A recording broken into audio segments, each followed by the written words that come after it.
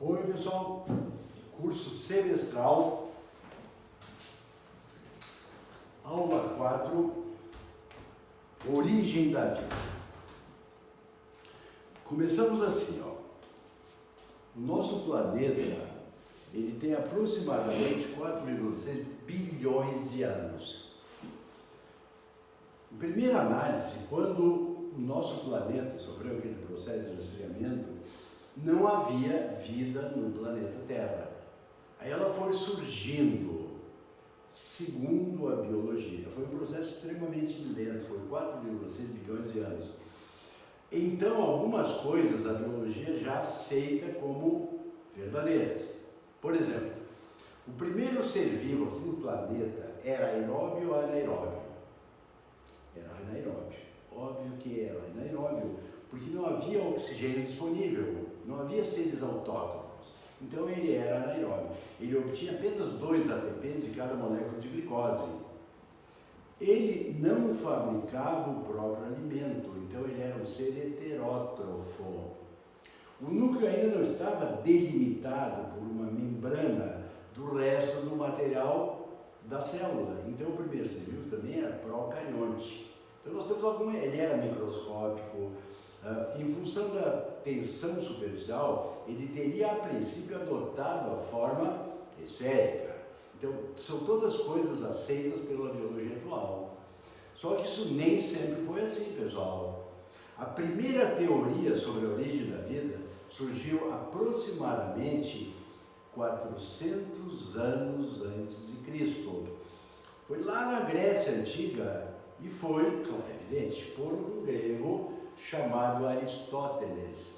E a teoria que o Aristóteles lançou, ela era chamada assim, ó, a biogênese. A é negação, bios, vida, gênesis, origem, geração. Então o Aristóteles dizia, a primeira vida se originou sem uma vida pré-existente.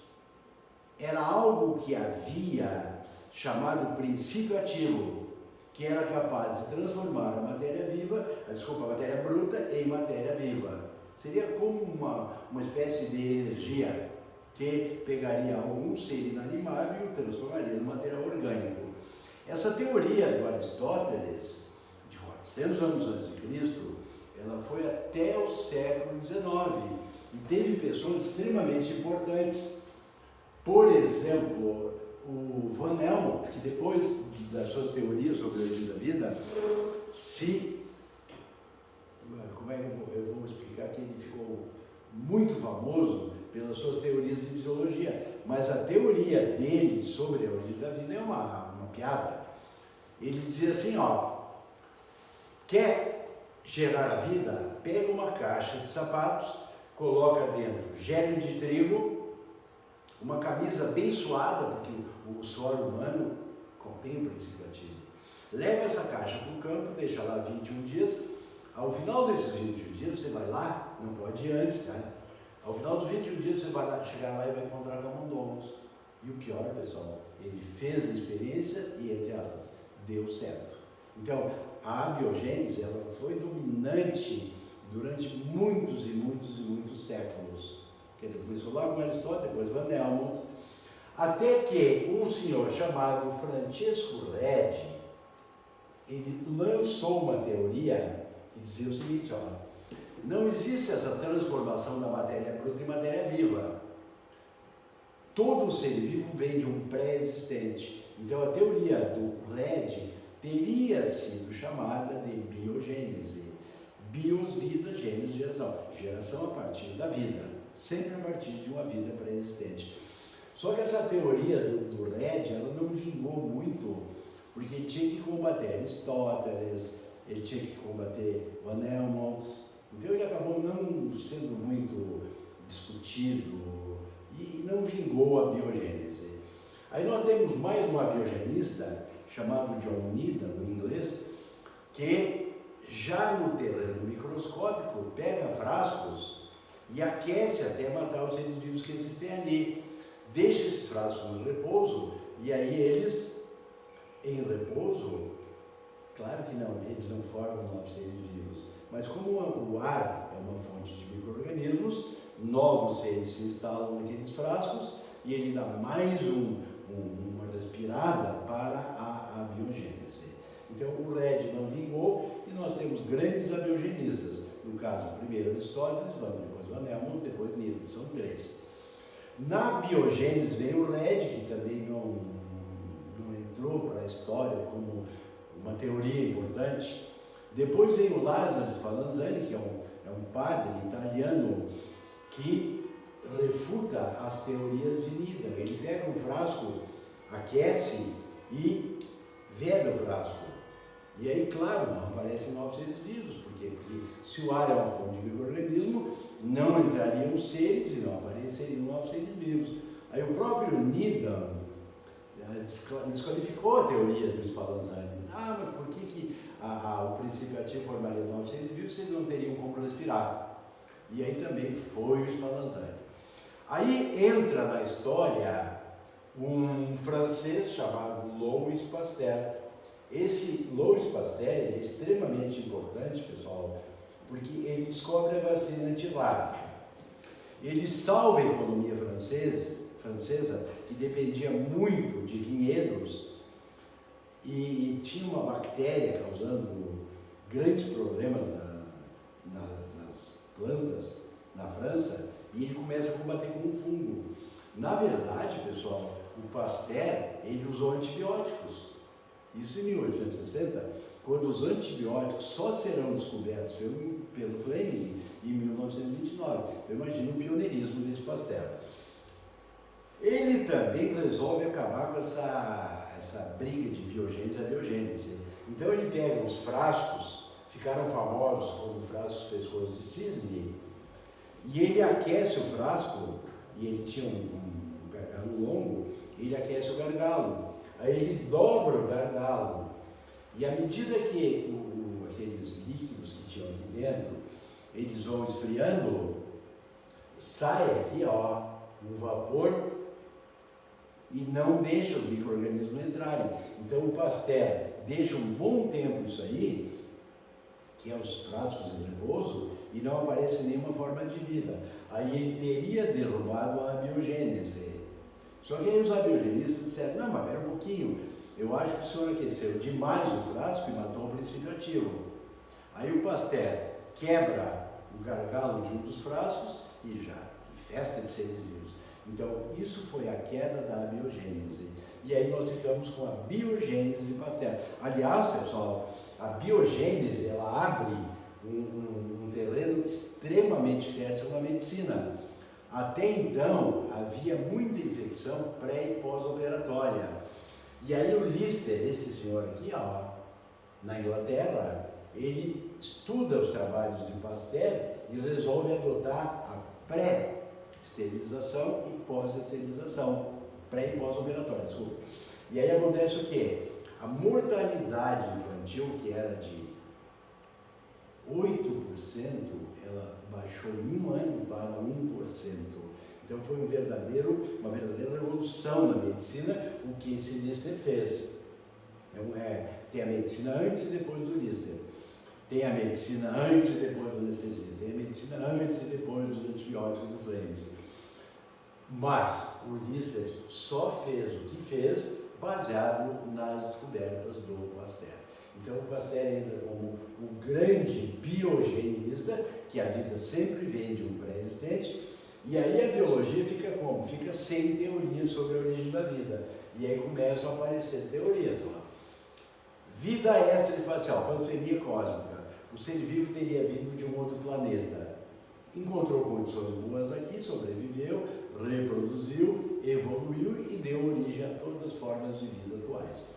Essa teoria ela já foi retirada da biologia, porque o ser vivo vindo de um outro planeta não suportaria variações de temperatura, não suportaria as radiações do cosmos e jamais suportaria o choque com a atmosfera, se ele fosse um ser vivo, se ele fosse orgânico. E aí essa teoria foi abandonada. A panspermia cósmica hoje não é considerada uma coisa séria da biologia. Aí surgiu a hipótese autotrófica que dizia que o primeiro ser vivo era autótrofo. capazes de fabricar o seu próprio alimento. Como essa teoria ela bate de frente com a evolução, essa teoria também vai ser afastada. E aí nós ficamos com a hipótese heterotrófica, que os primeiros seres vivos eram incapazes de fabricar o seu próprio alimento. Ah, mas de onde eles obtinham? Bom, no começo não tínhamos resposta. Aí um russo chamado Opary, em 1936, lançou uma teoria chamada Teoria da Coacervação. Mais adiante, essa teoria, em homenagem ao Opary, vai ser chamada de Teoria de Opary. O Opary dizia assim, ó, na atmosfera primitiva não existia o gás, claro, não existia seres autótrofos, então não existia o gás oxigênio, não existiria o gás nitrogênio. Então, o que existiria na atmosfera primitiva? O hidrogênio molecular, a água, o metano e a amônia. Esses 4 elementos, sob condições muito especiais, teriam se reunido formando aminoácidos. Esses aminoácidos, pessoal, levados aos oceanos primitivos, teriam se reunido formando proteínas. As proteínas estão nos mares, elas estão no ambiente salino e elas estão em contínuo movimento das marés. E aí, esses aminoácidos acabam se juntando e formando proteínas. Sidney Fox, em inglês, aquece uma mistura seca de aminoácidos obtém proteinoides. Faz mais um passo para que a teoria de Opary fosse, não certa, mas que fosse possível. Bom, aí, essas proteínas nos oceanos primitivos começariam a se agrupar e ficarem unidas. Já que elas estão no meio salino, já que estão no meio movimento, essas proteínas formariam grupamentos proteicos chamados coacervados. Esses coacervados, com o tempo, se isolariam do ambiente através de uma película. E isso é a teoria de Opary. A primeira forma de vida seria o coacervado. Claro que nos moldes atuais da biologia, o coacervado talvez não sobrevivesse, mas é uma possibilidade de como teria sido formada a vida. Então, metano, amônio, hidrogênio e vapor d'água se reunindo formando aminoácidos, os aminoácidos se agrupariam formando as proteínas já no mar formariam os coacervados e eles, após um razoável lapso de tempo, dariam origem às primeiras formas de vida. É interessante nós sabermos que o Opary tinha um aluno. O aluno dele era Miller, era um alemão que fazia pós-graduação com o Opary. Esse Miller, quando termina os estudos, ele volta para a Alemanha e ele faz esse aparelho. Ó. Nesse aparelho ele bota os gases e a água na forma de vapor e faz circular por um sistema de cânones. E ele incorpora daí, ele submete esses elementos a radiações, a faíscas elétricas, para tentar imitar a atmosfera primitiva. E aí ele consegue, no laboratório, formar aminoácidos. Então, talvez a teoria de Opary estivesse certa. Como não surgiu nenhuma teoria, ou pelo menos nenhuma ficou bem conhecida, bem aceita, por enquanto nós continuamos com a teoria de Opary. Foi assim? Não temos, por enquanto, nenhuma perspectiva de provar que foi assim, mas temos pelo menos uma possibilidade. Essa é a teoria, por enquanto, mais viável sobre a origem da vida. Bom, nesse livro aqui, pessoal, nós passamos a trabalhar com evolução. Evolução nos dias de hoje não é mais considerado um conjunto de teorias. Evolução é um fato. Houve evolução, então, Não é que houve evolução.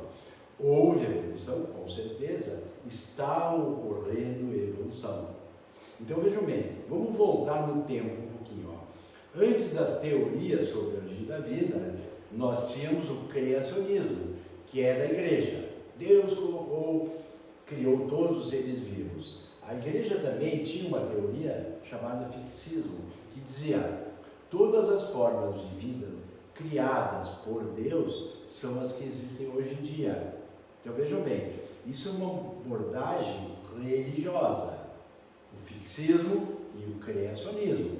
A biologia já tem as teorias sobre a origem da vida e sobre a evolução. Então, para a biologia moderna, evolução não é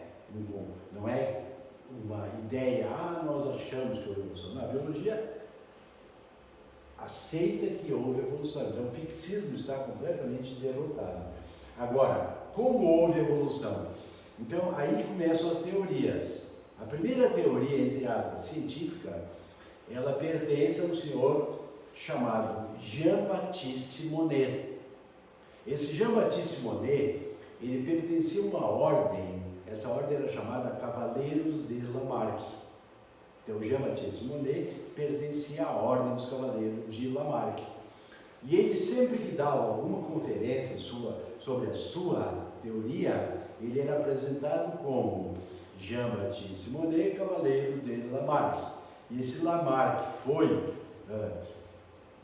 cristalizando na cabeça das pessoas, e aí acabou se criando uma teoria chamada Lamarckismo, que não tem nada a ver com ninguém chamado Lamarck. Ela pertence a Jean-Baptiste de Monnet. Esse Jean-Baptiste Monnet, que a gente conhece popularmente como Lamarck, ele baseava a sua teoria em dois princípios, duas leis, afinal. A primeira lei era chamada Lei do Uso e Desuso. O que é a Lei do Uso e Desuso? A Lei do Uso e Desuso dizia assim, tudo aquilo que o indivíduo ainda não desenvolveu a pleno, se ele for estimulado, se essa parte do corpo for usada, ela tende a desenvolver. Se ela não for usada, ela tende a atrofiar e pode até desaparecer. Então isso aí ficou teoria do uso e desuso, lei do uso e desuso. Ela é válida. Se a gente considerar os nossos músculos estriados, esqueléticos, nesses a lei do uso e desuso pode ser válida. Porque quanto mais tu desenvolver a tua musculatura, mais ela vai crescer. Se tu não vai usando os teus músculos, ele tende a atrofiar, tende a ficar flácidos, certo? Então, o problema dessa lei é que ela só se aplica aos músculos, e só aos músculos esqueléticos. Então, ela é muito limitada. Bom, mas aí o Lamarck foi mais longe. Ele lançou sua teoria, a segunda lei, que era a lei da herança dos caracteres adquiridos. Aquilo que o indivíduo desenvolveu pelo uso, ou que ele atrofiou pelo desuso, ele passa aos descendentes. Essa lei é completamente absurda, porque, vejam bem, antes eu falei, a única parte do nosso corpo que ainda tem algum sentido é os nossos músculos estriados. Quanto mais usa, mais ele desenvolve, não usa, ele atrofia. Só que a segunda lei nem para músculo serve. Isso aí significaria que um atleta, uma pessoa que desenvolve a sua musculatura já teria físicos musculosos. Então, a segunda lei do Lamarck é completamente descartável. A outra lei é muito restrita, então o Lamarck a gente meio que considera importante pelo fator histórico, porque ele foi a primeira pessoa que tentou explicar a evolução. Então, as duas teorias de Lamarck, as duas leis de Lamarck, elas têm uma boa incidência vestibular, tanto quanto o lamarckismo, embora não tenha toda a penetração do darwinismo, tá, pessoal? Mas como o Lamarck ele é pioneiro e como ele é extremamente importante, uma outra coisa, pessoal. Em 1801 foi o Lamarck que lançou a palavra biologia.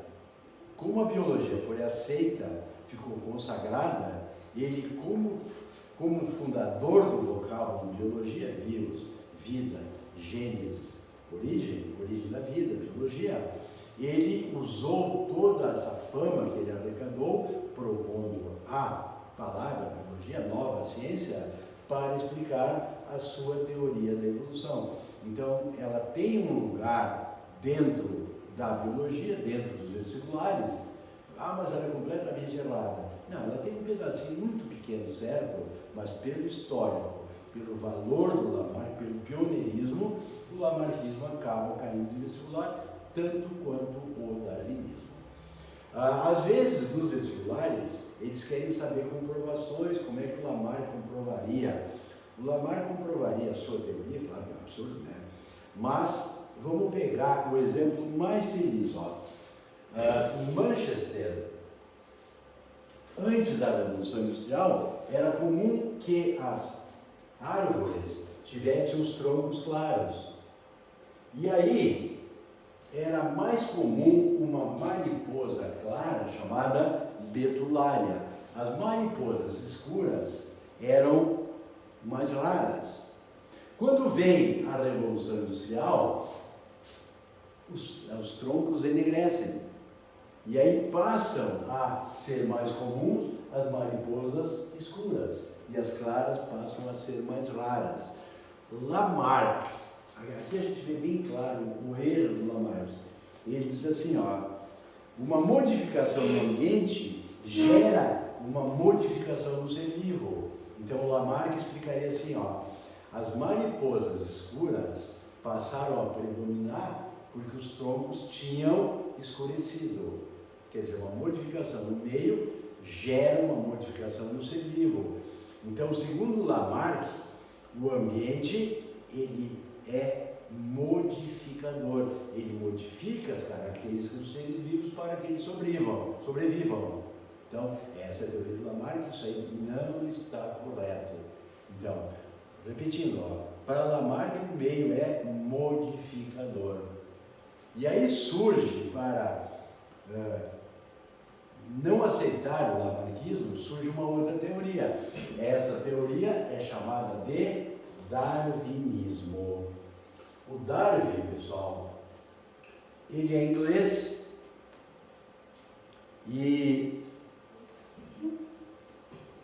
ele não é biólogo, ele é teólogo, mas ele tem dois grandes amigos que são biólogos e ele começa a viver muito com esses amigos e um deles convida o Darwin para viajar ao redor do mundo a bordo de um navio chamado Beagle, como naturalista. Mas o Darwin não era naturalista, mas esse amigo dele assinou embaixo, e aí o Darwin vai como naturalista e começa a coletar espécies, e quando ele volta para a Inglaterra, ele começa a escrever para revistas científicas, e ele fica extremamente famoso, e aí em 1859, ele lança o segundo livro que mais teve edições em toda a história da humanidade. O livro é chamado de Origem das Espécies, repito, ele foi lançado em 1859, e nele o Darwin descrevia e defendia os seus postulados. O primeiro é esse aqui, ó, indivíduos são muito diferentes uns dos outros, e essas diferenças podem ser extremamente importantes na hora do indivíduo sobreviver. Esse postulado ele é perfeito. Segundo, ele se baseia no Malthus. O Malthus, ele diz assim, ó, as populações crescem em progressão aritmética. Os alimentos crescem em progressão geométrica. Então, há mais indivíduos que podem sobreviver. Esse é o terceiro postulado do lamarckismo. Só que vejam bem, ó, nesse segundo há um erro de origem, completamente, ó. Mas as populações crescem em progressão geométrica, os alimentos em progressão aritmética. Qual é o erro disso? É que os alimentos, pessoal, são seres vivos. Sendo seres vivos, todos eles crescem em progressão geométrica, porque o alimento não é um mineral, ninguém come areia, pedra. Tá, pessoal? Nós comemos seres vivos. Então, isso aqui está errado, ó, as populações crescem em progressão geométrica, os alimentos crescem em progressão geométrica. Então esse postulado do Malthus, ele é completamente inútil no darwinismo. Mas o fato é que na maior parte dos casos, de fato, nascem mais indivíduos que podem sobreviver. Então esses seres vivos lutam pela sobrevivência e nessa luta pela sobrevivência, quem vai sobreviver? O mais apto. Alertas. Às vezes nos vestibulares eles tentam induzir o aluno a que sobrevive o mais forte. Não necessariamente. Sobrevive o mais apto. Às vezes a força é a aptidão, mas aí o indivíduo sobrevive porque é mais apto, não porque é mais forte. E aí vem a grande falha do darwinismo, que diz assim, ó, as aptidões passam para os descendentes.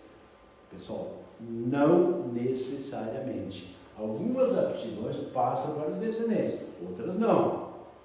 Então, mas o Darwin generalizava. Então isso é mais um erro dele. Aliás, o Darwin tem alguns outros errinhos. Bom, aqui eu coloco no livro de vocês a viagem, o roteiro do Darwin a bordo do navio Beagle. Então notem que ele sai da Inglaterra, ele vem aqui para a América, ele passa no Brasil, ele leva do Brasil uma coisa que ele jamais deixaria de andar com ele, que é um Trypanosoma cruzi. Para quem não sabe, o Darwin, daqui, na passagem do Brasil, ele passou a ser um portador do mal de Chagas. Isso não é muito divulgado. Bom, aí ele passa nas Ilhas Galápagos, onde ele começa a trabalhar com uma avezinha, um pássaro chamado tentilhão. E aí o Darwin leva esses tentilhões para a Inglaterra. Só que ele não explora que os tentilhões, em cada uma das Ilhas Galápagos, tem um tipo de bico. E esse bico sempre depende do regime alimentar do indivíduo. Então, isso aí explicaria as variações dentro de uma mesma espécie. Só que o Darwin não traduziu isso aí para a ciência. Isso é considerado mais um erro do darwinismo. Como é que o Darwin explicaria as histórias das mariposas? O Darwin diria assim, ó, as mariposas claras eram as mais protegidas no ambiente quando as árvores eram claras. Quando vem a Revolução Industrial, as árvores escurecem. E aí, as mariposas claras passam a ser realçadas. E aí os predadores vão comer quem? Vão comer as claras. Ah, mas eles preferem? Não é que eles prefiram. É que a clara agora está em destaque. Portanto, ela é menos apta. E a escura, antes ela era mais visualizável e a mais atacada. Então, ela era mais rara. Agora, quando os troncos são escuros, a escura está mais protegida e as claras estão em evidência. Bom, aqui eu coloco mais o seguinte, ó. Outra falha do Darwin é que ele não explicava o surgimento de órgãos novos. Ele não poderia explicar isso porque nós não conhecíamos as mutações. A teoria do Darwin é de 1865. Em 1901, um holandês chamado Hugo de Vries lança a teoria das mutações. A partir da teoria do de Vries, aí nós explicamos o surgimento de órgãos novos. O Darwin não poderia explicar a teoria de Vries em 1865, porque essa teoria só viria em 1901.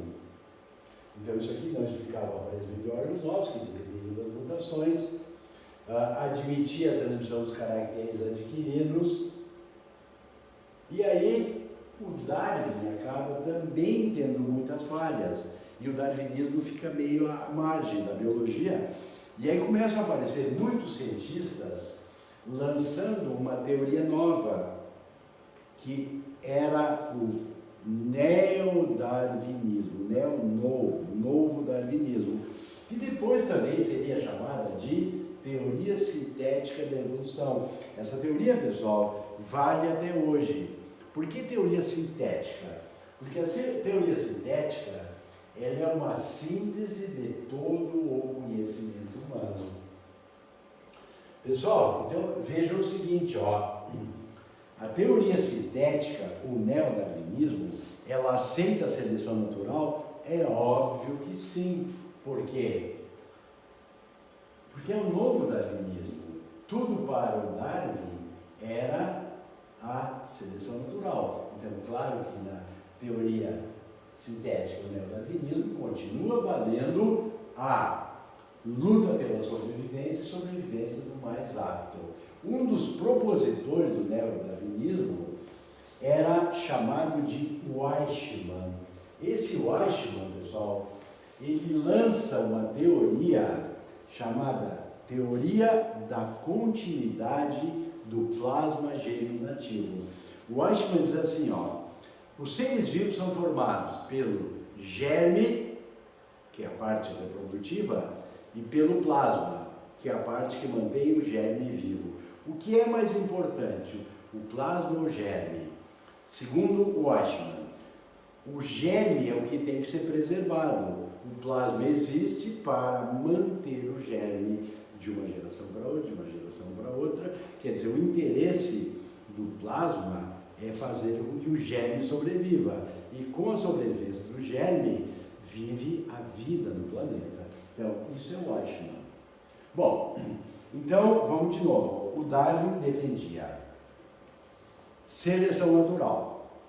Aí, essa seleção natural, ela ganhou uma subdivisão em 3 tipos: estabilizadora, direcional e disruptiva. Estabilizadora é aquele tipo de seleção natural que seleciona os indivíduos de fenótipos intermediários, não os maiores nem os menores, os médios, não os altos nem os baixos, os médios. Então, essa é a seleção natural estabilizadora. Aí tem uma outra que a gente chama direcional, é que um dos fenótipos extremos é favorecido, ou mais claro, ou mais escuro, ou mais alto, ou mais baixo, ou mais magro, ou mais gordo. Então essa aí é seleção natural do tipo direcional. Às vezes, o indivíduo de fenótipo extremo, o mais alto e o mais baixo, o mais gordo, o mais magro, o mais claro, o mais escuro, os dois extremos sobrevivem em detrimento do mediano. E aí nós diríamos que a seleção é do tipo disruptiva. Então nós temos esses 3 tipos aqui, pessoal. Estabilizadora é o fenótipo intermediário.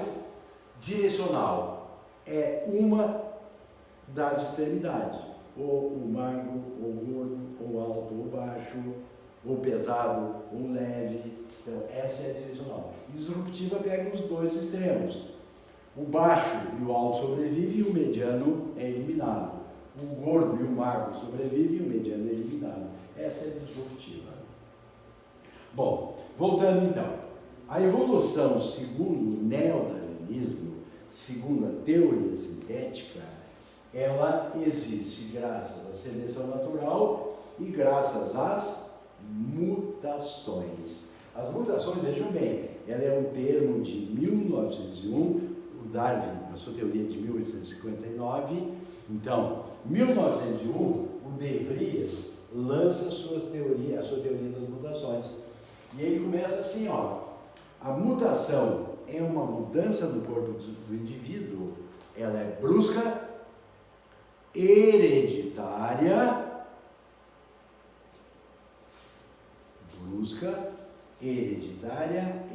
e irreversível. Seriam as 3 características da mutação. E aí ela tem mais algumas subdivisões. Por exemplo, ó, a mutação pode ser gênica ou cromossômica. O que é uma mutação gênica? Vocês lembram na genética o que é o gene? Um gene é um fragmento de DNA, é um segmento de DNA, é um pedaço de DNA que responde pela orientação, pela coordenação da síntese de uma proteína. Essa proteína responde por um caráter hereditário. Então, se eu mexer num pedaço de DNA, eu estarei realizando uma mutação gênica. A mutação gênica, ela é sempre uma coisa mais simplesinha, ó. Vamos dar alguns exemplos. O que é um daltônico? Daltônico é uma pessoa que tem problemas para diferenciar verde de vermelho. Então, isso é apenas uma característica, logo é um gene só. Então isso é uma mutação gênica. Ela sempre tem uma abrangência menor do que a cromossômica. Vamos ver alguns outros exemplos. Ó. Eu tenho aqui uma mutação chamada ciclemia, ou anemia falciforme. Essa ciclemia, ela surgiu na África, quando num segmento de DNA que, para formar a hemoglobina da hemácia normal, ela teria a sequência GAG. Só que aí esse A foi substituído, supõe-se que é um acaso, pela timina. E ao invés de aí formar o ácido glutâmico, que é um aminoácido da hemoglobina, foi formada a valina. A simples substituição do ácido glutâmico pela valina alterou a estrutura da hemoglobina. E a hemoglobina alterada alterou a forma da hemácia. A hemácia, normalmente, ela é um disco bicôncavo. E é a forma ideal para ela transportar oxigênio, para oxigenar as células, para que essa célula oxide a glicose e gere energia. Essa mutação, chamada anemia falciforme, que surgiu na África, com a troca do ácido glutâmico pela valina, a hemoglobina formou hemácias na forma de uma foice. Então a gente diz que isso aqui é anemia falciforme, ou ciclemia. Como a hemácia agora tem a forma de foice, ela não consegue transportar o oxigênio suficientemente para as células. Então esse indivíduo fica anêmico. Tá, pessoal? Então isso aqui é uma mutação gênica. Só alterou a forma da hemácia. Logo, a forma da hemácia alterou todo o metabolismo do indivíduo, mas é só uma característica que está sendo considerada. Isso é mutação gênica. Vamos ver mais um, ó. O indivíduo normalmente coagula o seu sangue em 1 a 2 minutos. Existe uma doença que nós discutimos na genética que surgiu na Rainha Vitória, chamada hemofilia, em que o coágulo do sangue demora cerca de 20, 22, 24 horas. Um detalhe, a Rainha Vitória não é hemofílica, ela é mutante. Então a hemofilia vai aparecer nos filhos e netos da Rainha Vitória. Só que veja bem, ó, a pessoa que tem anemia falciforme não tem nenhum problema com a coagulação, nenhum problema com a visão das cores. A pessoa daltônica tem problema com a visão das cores, mas não tem problema com o transporte de oxigênio, nem outras características. Então isso são mutações gênicas, tá, pessoal? Mais importante, mais abrangente, é o que nós chamamos de mutações cromossômicas. A mutação cromossômica, pessoal, ela abrange mais do que a gênica. Por quê? Porque num cromossomo nós temos muitos genes. Então, quando o indivíduo for um mutante cromossômico, ele pode ter grandes modificações no seu corpo. Então, aqui eu estou colocando o seguinte, ó, a mutação cromossômica, só cromossômica, ela pode ser por euploidia e ela pode ser por aneuploidia. E isso quando nós considerarmos a mutação numérica. Porque tem um outro tipo de mutação que a gente chama de estrutural, elas estão aqui estruturais, ó. Deficiência ou deleção, quando o indivíduo perde um pedaço do cromossomo. Duplicação, quando ele forma um pedaço extra. E inversão, quando ela inverte os 2 pedaços de cromossomos. E translocação, quando ela troca pedaços entre cromossomos. Essas aqui são as estruturais. As mais importantes para o vestibular são as numéricas. Então eu deixei as numéricas para o final.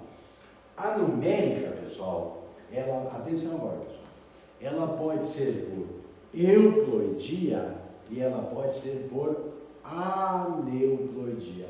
Então, primeiro vamos começar assim, ó. O que é uma ploidia? Uma ploidia é N cromossomos. Então, imagine assim, ó. Eu tenho um indivíduo que tem 46 cromossomos. Quantas ploidias ele tem? Ele tem 2 ploidias. Então esse indivíduo é diploide, logo ele não é um mutante. Certo? Agora veja o seguinte, ó. Se ele, ao invés de ter 46 cromossomos, ele na espécie humana, não existe, mas se um indivíduo humano, ao invés de ter 46 cromossomos, tivesse só 23, aí ele teria só uma ploidia, quando o normal é ter 2. Aí nós diríamos que esse indivíduo é um mutante por euploidia do tipo haploidia, porque A plus é metade. Essa haploidia não existe na espécie humana, mas existe um mutante haploide extremamente famoso, que é o zangão. Notem que uma rainha tem 32 cromossomos. Quando ela forma os seus gametas, ela forma gametas com 16 cromossomos. Se o gameta feminino, o óvulo, for fecundado por um espermatozoide, 16 do espermatozoide mais 16 do óvulo, forma um indivíduo de 32 cromossomos. Aí ele será uma fêmea. Poderá ser uma rainha ou poderá ser uma operária. Tudo vai depender de aonde esse zigotinho será colocado. Se ele for colocado numa célula real, esse zigoto vai ser alimentado sempre com geleia real.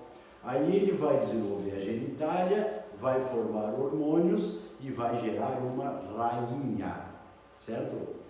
Se o zigoto de fêmea for colocado num alvéolo comum, ele vai ganhar geleia real nos primeiros dias, depois ele passa a ganhar açúcar comum. Aí ele hipertrofia o sistema digestório e atrofia o sistema reprodutor. Aí os hormônios reprodutivos não são produzidos e essa fêmea se torna estéril e ela vai ser uma operária. Vamos repetir, ó.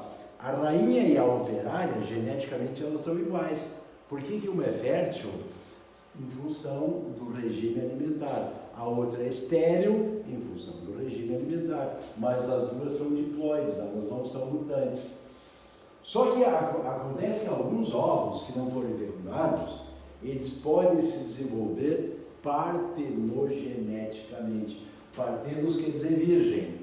Então, partenogenético é aquele indivíduo que se desenvolve a partir de ovos que não foram fecundados. É o caso do zangão.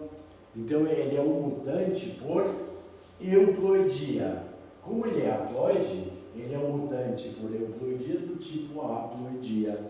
Às vezes nós vamos encontrar, é mais comum em plantas, indivíduos triploides, indivíduos tetraploides, aí os perfis são sempre os mesmos, tá? Ploidia é N cromossomos.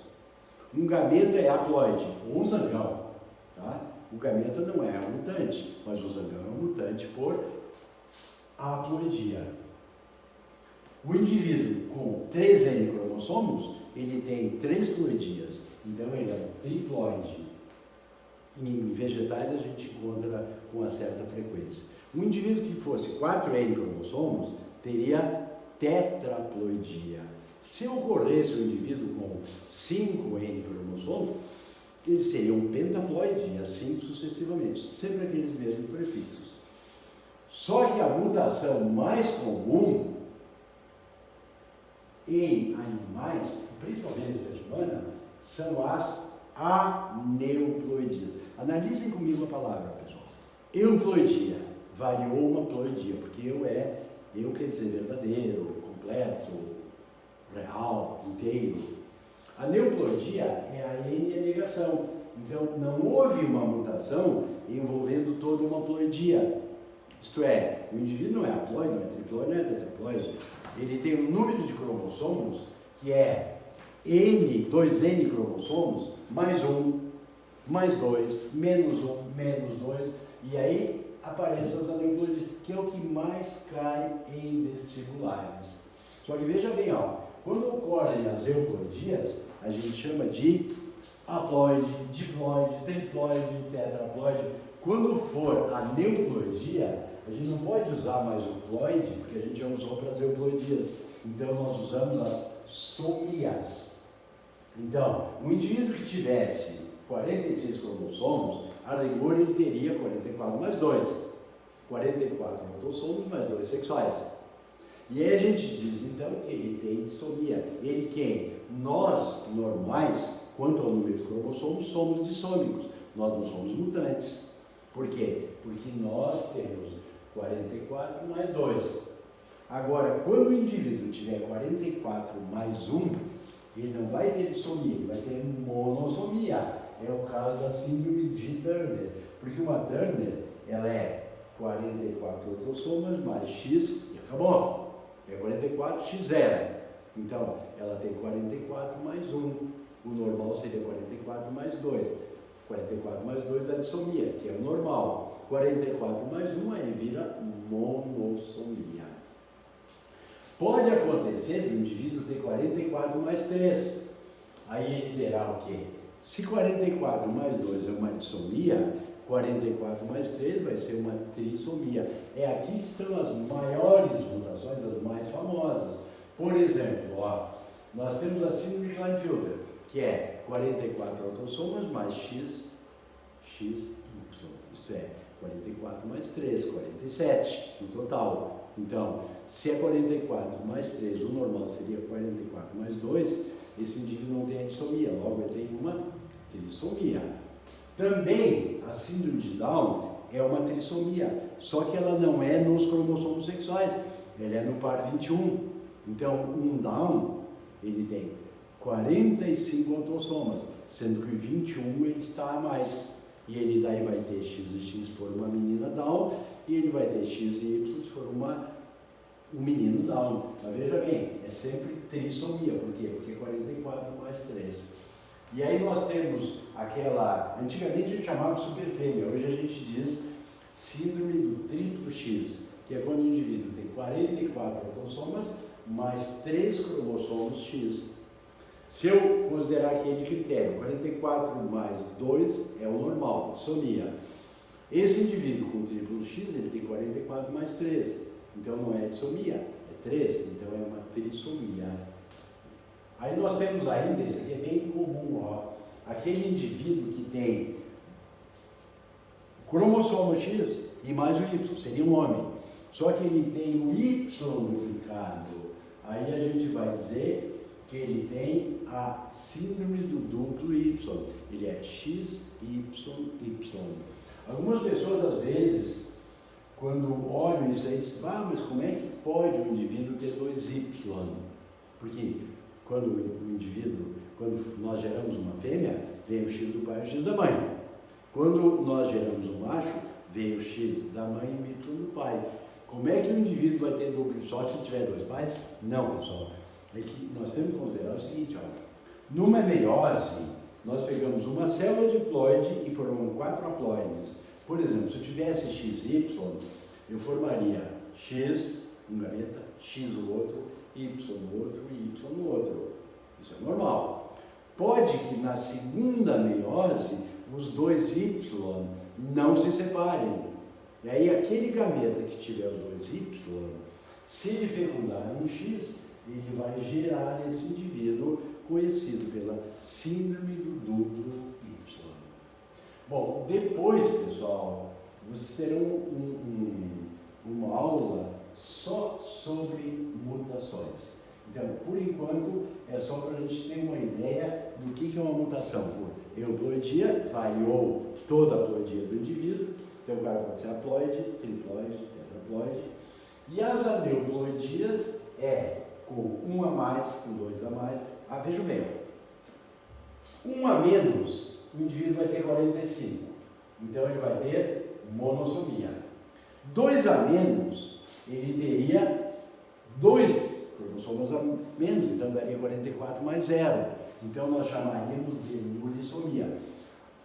O critério já está pronto. Mas nós não temos nem o indivíduo unissômico. Não, nós não temos. Mas o dia que aparecer, a classificação já está pronta.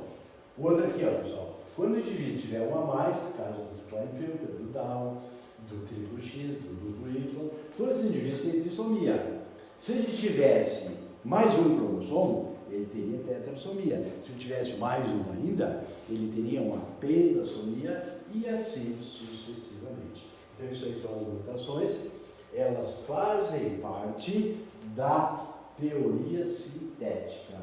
Então, para que ocorra a teoria sintética, nós sempre contamos com alguns fatores. Primeiro deles, nascem mais indivíduos que podem sobreviver, há uma luta pela sobrevivência, nessa luta pela sobrevivência vai ser selecionado o mais apto. Também, sempre na teoria sintética, no neodarwinismo, sempre nós temos que contar com uma mutação. Para o surgimento de indivíduos diferenciados, nós contamos basicamente com dois fatores. Primeiro é a mutação, que leva à diversidade. Segundo é a migração. Então, os dois fatores mais importantes para a diversidade, repito, mutação porque ela altera o corpo do indivíduo. E a migração? A migração é quando nós recebemos indivíduos de outras populações e a gente troca genes com eles. Por exemplo, imagine que nós tivéssemos uma migração de pessoas para a nossa cidade vindas do continente africano. Os indivíduos do continente africano têm um grupo de genes muito diferente dos nossos, claros. Não que eu seja muito claro, mas tem um pouquinho de ascendência europeia. Os negros, não. Então, se nós admitirmos o cruzamento de um indivíduo negro com um indivíduo branco, eles vão alterar muito a sua descendência. E aí, então, esse fator migração junto com a mutação seriam os dois elementos de maior variabilidade. Bom, toda espécie, atenção agora pessoal, toda espécie tende a migrar. Isso desde quando? Desde sempre, pessoal. Qualquer indivíduo tende a migrar. Isso é importante? Não. Claro que sim, pessoal. Vamos imaginar, claro que é um exercício de imaginação, vamos imaginar que todos os seres vivos se concentrassem em uma determinada área e que eles não migrassem. Um desastre acabaria com aquela espécie. Então, toda espécie tende a migrar. Uns indivíduos vão para lá, outros vão para lá, outros vão para lá, e vai acontecer o quê? Se um desastre acontecer lá, aquele indivíduo de lá sobrevive. Se o desastre for aqui, aquele de lá sobrevive. Então, a migração, ela não é importante para o grupo, ela é importante para a vida. Migrar significa manter a possibilidade de manutenção da vida. Então, toda espécie tende a migrar. Migrar é inerente ao ser vivo. Tá, pessoal? À medida que os seres migram, eles vão encontrar ambientes diferentes. Aí vai acontecer o quê? Vai acontecer o que nós chamamos de oscilação ou deriva genética. Imaginem o seguinte, ó, nós temos uma população de raposas. As raposas vivem na floresta, então elas normalmente são raposas cinzentas. Como todas as raposas, como todos os seres vivos tendem a migrar, um grupo de raposas migrou para o Ártico. Aconteceu o que lá? Lá elas sofreram a oscilação genética, a deriva genética. Lá os genes selecionados foram aqueles que determinam o quê? Cores claras, extremidades curtas para evitar a perda de calor, orelhinhas curtinhas, patinhas curtinhas, cauda curtinha, focinho curtinho, enquanto que lá na região tropical as extremidades eram longas. Lá na região tropical as cores eram escuras. Lá na população ártica as cores claras predominaram.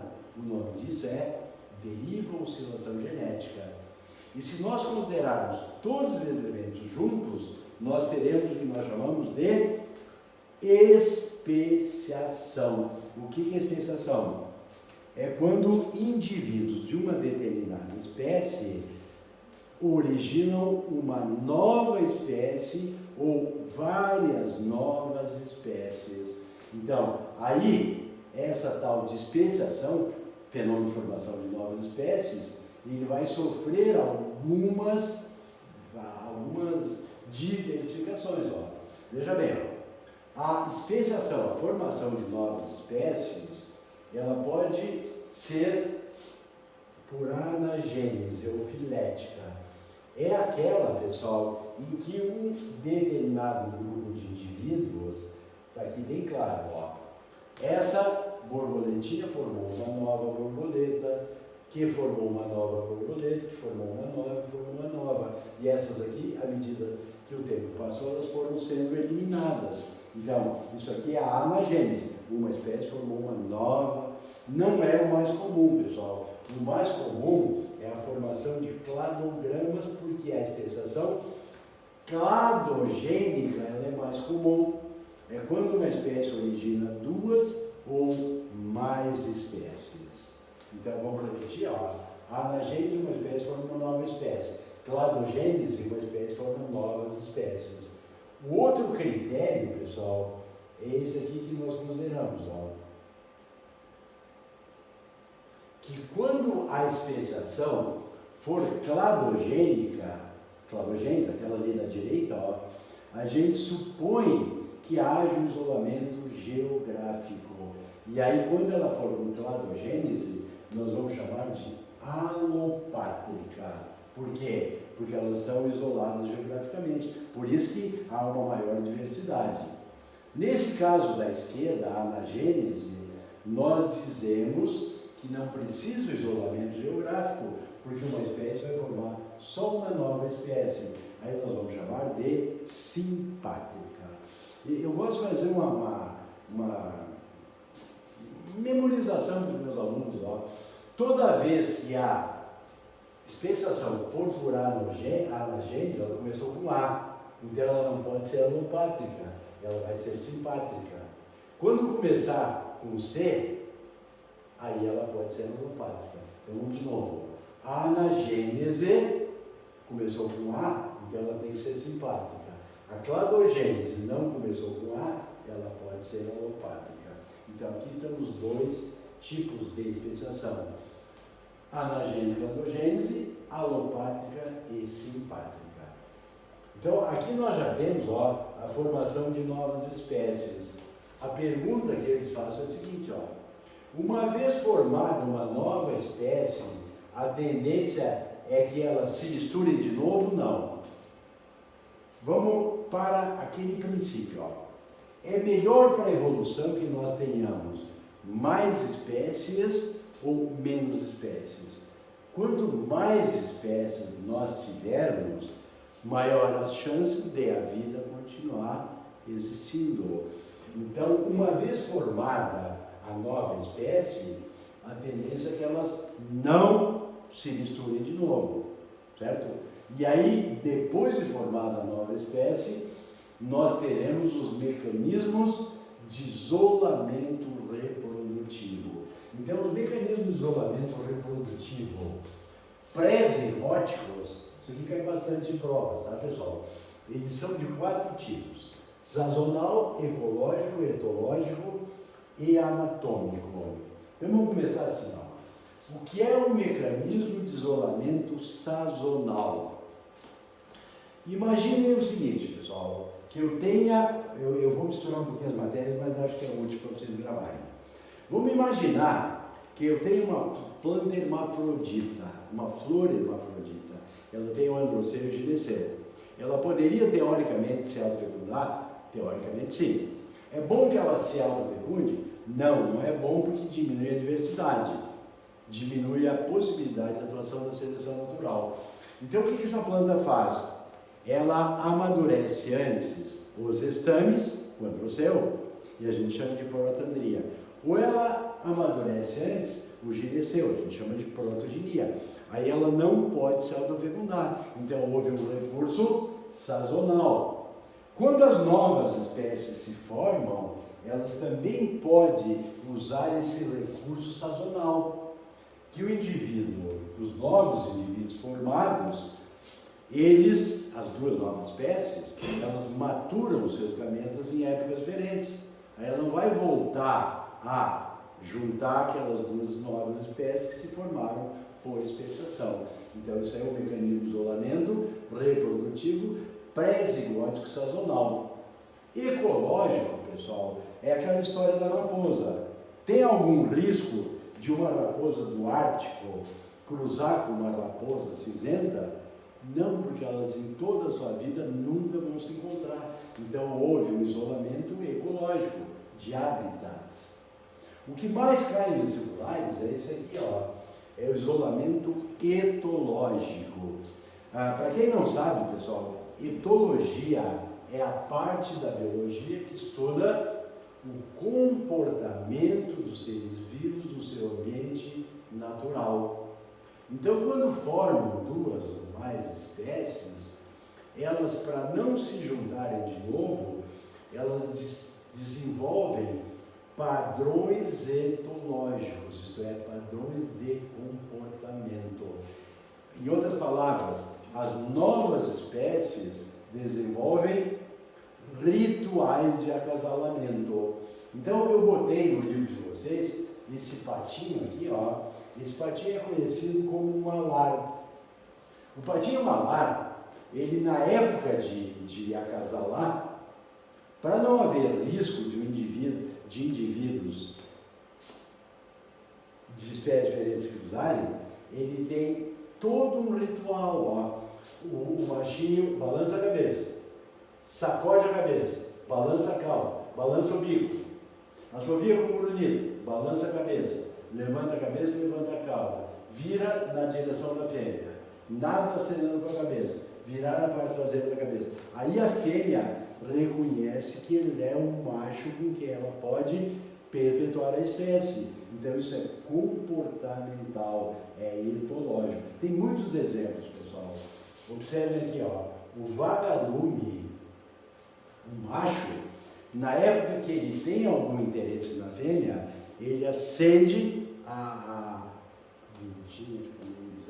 ele acende a parte posterior do corpo. Ó, ele está avisando a fêmea, ó, eu tenho interesse em perpetuar a espécie. Aí a fêmea vai aceitá-lo ou não, mas houve um comportamento para atrair a fêmea.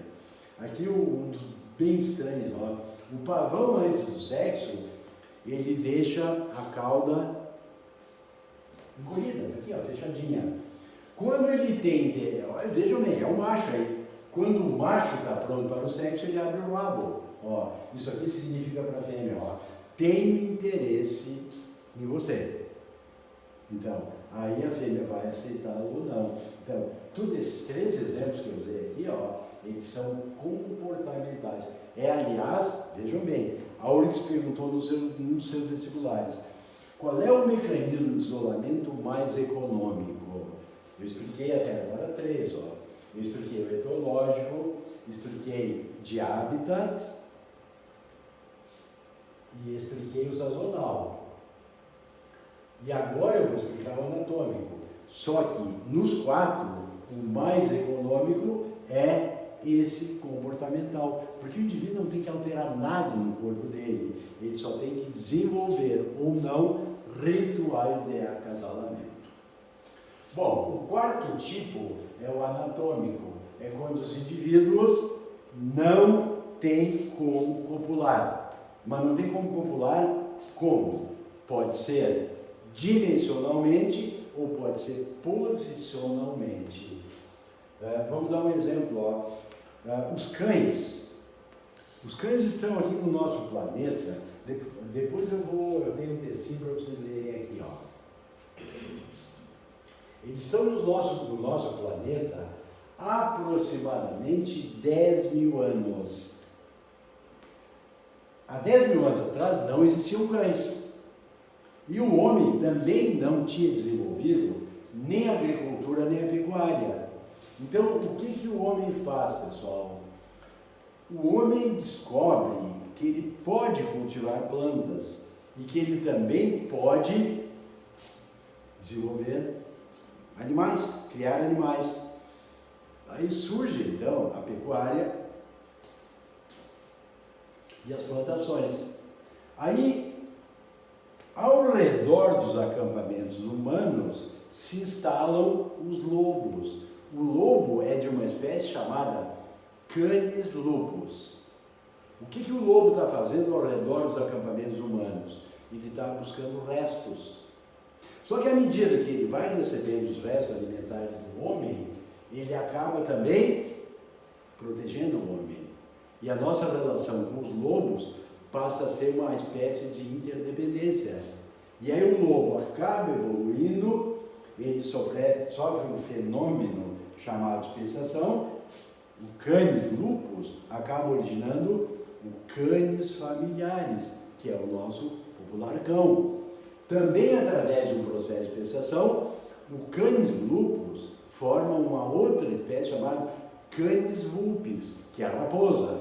Só que aí a raposa, ela sofre um processo de especiação e forma a raposa cinzenta e a raposa do Ártico. E o cão? Ah, mas o cão não especia.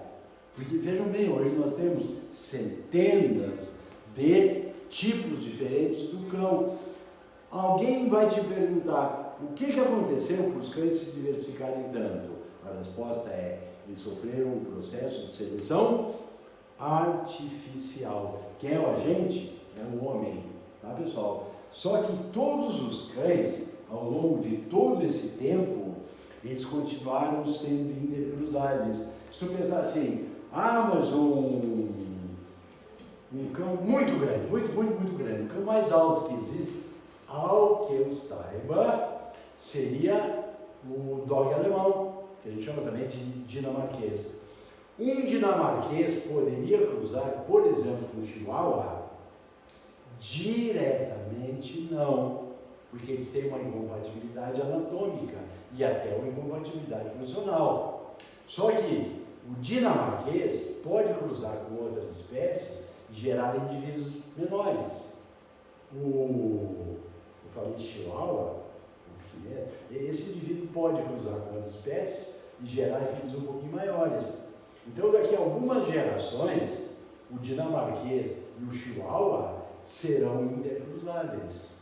Não diretamente, mas indiretamente. Então, por isso é a questão do Enem, Por que os cães nunca especiaram formando várias espécies novas? Porque eles mantêm o fluxo gênico.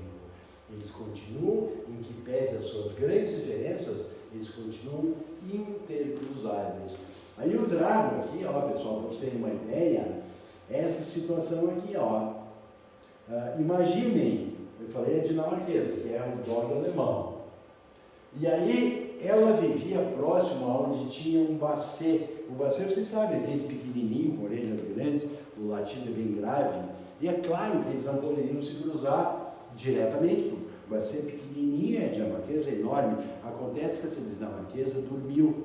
E enquanto ela dormia, o bacê reproduziu com ela. E aí surgiram vários indivíduos bacês dinamarqueses, que seria um caso de indivíduos que só foi possível que eles nascessem porque continua entre os cães, em que pese as suas diferenças, continua ocorrendo o fluxo gênico. Certo? Bom, pessoal, então agora nós vamos trabalhar com coisas bem importantes para o nosso futuro. Vamos imaginar o seguinte, pessoal. Há um tempo em que surge no nosso planeta um mamífero. Eu vou botar aqui, bem pequenininho, só para vocês acompanharem. Qual foi o primeiro grupo de vertebrados que apareceu no planeta Terra? Foi o grupo dos peixes. À medida que os peixes vão evoluindo, eles acabam originando os anfíbios. Só que os peixes continuaram existindo. Então nós temos hoje no planeta dois grupos de vertebrados. Tem o peixe menos evoluído e o anfíbio. Só que o anfíbio, analisem, anfi de duas maneiras, bios, vida, duas maneiras de vida. Que duas maneiras são essas? A primeira é na água, a segunda é na terra. A primeira respiração é branquial, a segunda é pulmonar. Só que eles precisam um intermediário, que é a respiração cutânea. Aí os anfíbios originam os répteis, que já são terrestres. Bom, aí os répteis originam as aves. Algumas pessoas se atrapalham em uma coisa, ó. Seguindo naturalmente o surgimento dos vertebrados, nós temos peixes, anfíbios, répteis, aves, e aí vem mamíferos. Até aí tudo bem. O problema é que peixe origina anfíbio? Sim. Origina réptil? O anfíbio? Sim. Origina ave? Sim. Mas a ave não origina mamífero. O réptil, num determinado momento, origina também o mamífero. Certo, pessoal? Então, eu tenho todos os grupos de vertebrados ali no quadro. Aí eu pergunto assim, ó, há um tempo no nosso planeta que nós só temos um tipo de mamífero? Sim. Como ele seria? Aqui nessa figura que eu tirei de um livro, eu vou botando aqui, ó, isso aqui é um mamífero ancestral, que ele vai originar todos os diversos tipos de mamífero. Observem aqui, ó, ele está formando a baleia. Claro que após muito tempo. Essa baleia vive aonde? No mar. Mas ele está originando também o chimpanzé, que vive nas árvores. Ele está originando também o morcego, que está voando, pessoal. Então, o nome desse fenômeno aqui é irradiação adaptativa. O que significa isso? Que um determinado grupo animal foi diversificando e acabou formando toda essa infinidade de mamíferos que nós temos no planeta Terra. Agora, atenção, pessoal, todos eles são provenientes do mesmo indivíduo? Sim. Um belo dia, um mamífero teria que aparecer no nosso planeta. E ele apareceu. Sob que forma? Nós não sabemos ainda, mas nós sabemos que todos os mamíferos atuais têm como ancestral aquele primeiro mamífero primitivo. O nome disso aqui, pessoal, é irradiação adaptativa ou evolução divergente. Pessoal, muito importante gravar isso aqui, porque nós temos a irradiação adaptativa, evolução divergente, e nós temos também a convergência adaptativa, que é o mesmo que evolução convergente. São fenômenos diferentes, pessoal, muito diferentes. Então, vamos de novo para aquela nossa tabela. Aqui nós temos, ó, peixes, anfíbios, répteis, aves e mamíferos. Vamos começar trabalhando com um anfíbio, conhecido de todo mundo. Aqui está uma rã. A rã é um anfíbio. Aonde vive a rã? Quando ela é jovem, a rã vive na água. Se ela vive na água, ela tem respiração branquial. Quando ela vem para a terra e se torna adulta, ela passa a ter uma respiração pulmonar. Só que a rã tem uma preferência pela água. Então a tendência é que ela fique aonde? Na superfície da água. Porque ela é um anfíbio adulto, ela é pulmonada. Se ela é pulmonada, haveria o risco dela se afogar. Então o que a rã faz? Ela deixa as suas narinas acima das linhas da água. Certo? Agora, vejam bem, o anfíbio está aqui, ó. A rã está aqui. Esse segundo animal que eu coloquei é um jacaré. O jacaré é um réptil, tá, pessoal? Ele não tem grandes parentescos com o anfíbio. A rã está aqui, o jacaré está aqui. Só que o jacaré, ele é terrestre. Eu já tenho aulas, claro, não é para as turmas atuais, mas em outras turmas assim, menos preparadas, eu perguntar assim, o jacaré vive aonde? Não, o jacaré vive na água. Não, o jacaré gosta de água, mas ele é terrestre, porque ele é um réptil.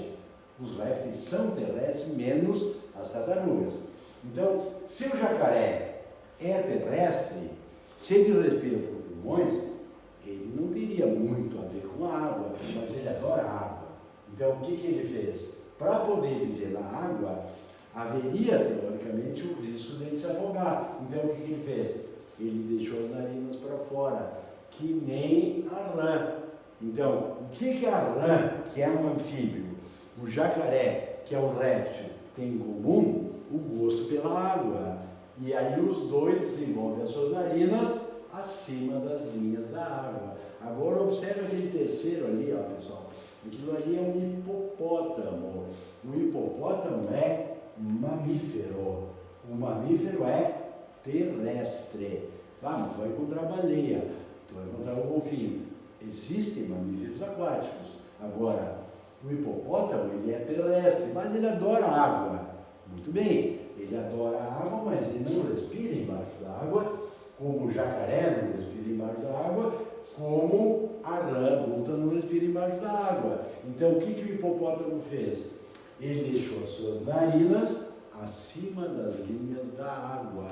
Então, ele pode ficar na água e ainda pode respirar usando pulmões. Então, se vocês analisarem isso aqui, ó, o que tem esse animalzinho que é um anfíbio, com esse que é um réptil, com esse que é um mamífero, eles têm em comum o gosto pela água, mas os três adultos respiram por pulmões.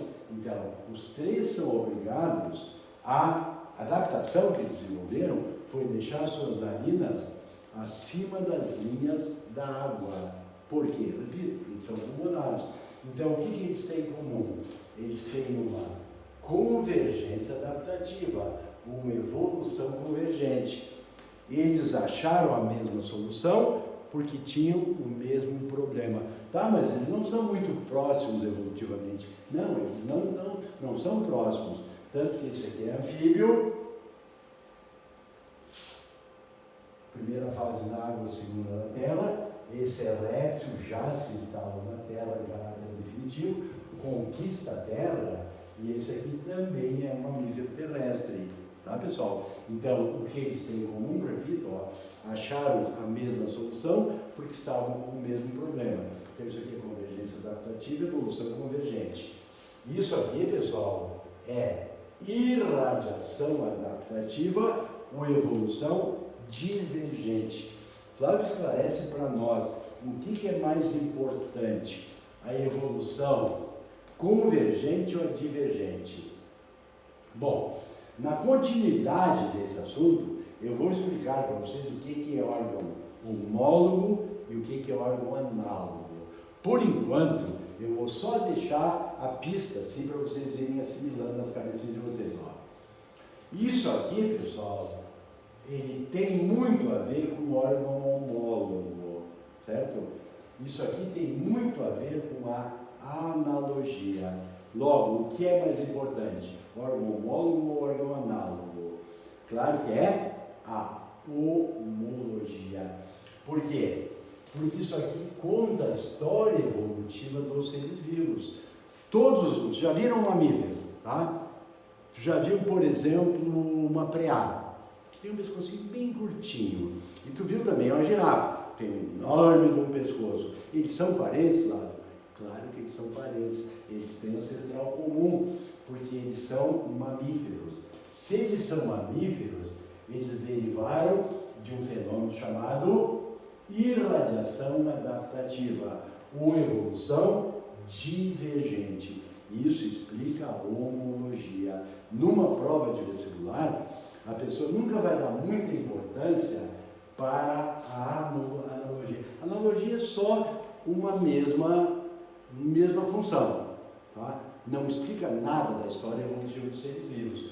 Então, a convergência adaptativa, eu boto junto à analogia, semelhança funcional. É importante, nem comparável com a homologia, porque a homologia explica o quê? A irradiação adaptativa, isto é, a história evolutiva das espécies. Então, na nossa próxima aula, pessoal, nós vamos fazer de novo essa comparação, ó, convergência adaptativa e irradiação adaptativa, evolução convergente, evolução divergente, órgão homólogo, órgão análogo. Pessoal, mais uma vez vou pedir uma coisa assim, com toda a força que eu possa passar para vocês.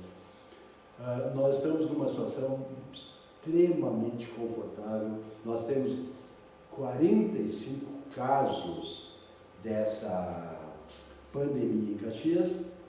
Dos 44 casos, 25 pessoas estão curadas e 19 ainda estão doentes, não sei em que grau elas estão, mas nós não temos nenhum óbito. Então eu queria que vocês nos ajudassem a fazer história, pessoal. Como é que nós vamos fazer história? Mantendo o isolamento. Eu sei que vocês devem estar loucos para dar uma voltinha, vocês são jovens, têm um sistema imunológico muito eficiente. Eu já não sou tão jovem, meu sistema imunológico é muito precário, então eu tenho que manter o isolamento, eu não tenho a outra opção.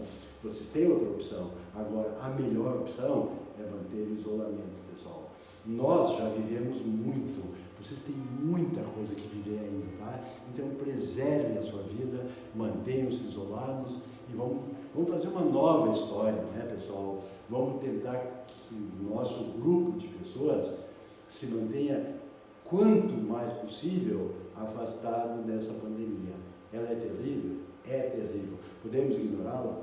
Não. Então vamos fazer isolamento? Vamos. Um beijão para vocês, pessoal, e conversamos na semana que vem, tá? Fiquem com Deus. Tchau.